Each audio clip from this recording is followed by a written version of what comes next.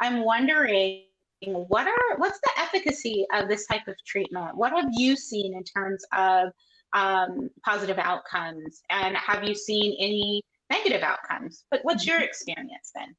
Yes, yeah. So I would say the main three that have the strongest efficacy because it's backed by so much research right now is going to be ketamine, MDMA, and psilocybin. There are ongoing studies for these other psychedelics as well, such as ibogaine, ayahuasca, and mescaline. But right now, the focus has really been on those three that I mentioned beforehand. So the most indicated with ketamine right now has been depression.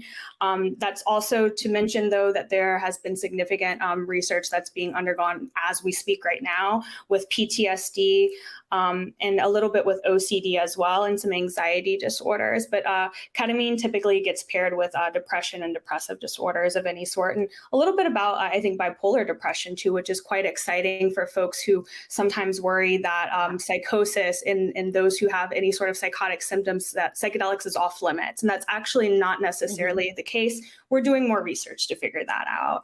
Then when it comes to MDMA, that's most indicated for PTSD. I think that there's originally MDMA was actually created, by the way, for couples therapy. I think that's a little less known for the general public and sometimes even within therapists. And because it has these beautiful heart opening effects, as it's oftentimes referred to as, is that so PTSD is a disorder of disconnection, and MDMA is a substance of connection, which makes it a beautiful tool when undergoing psychedelic assisted therapy. And when you put that against the available therapy treatments as well as the available medications, MDMA just absolutely surpasses all of that.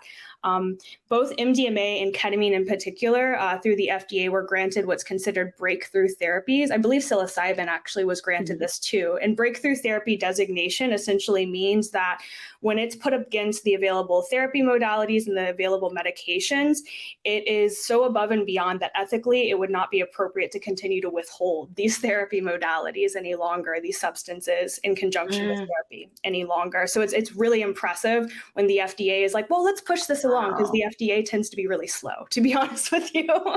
So that's yes.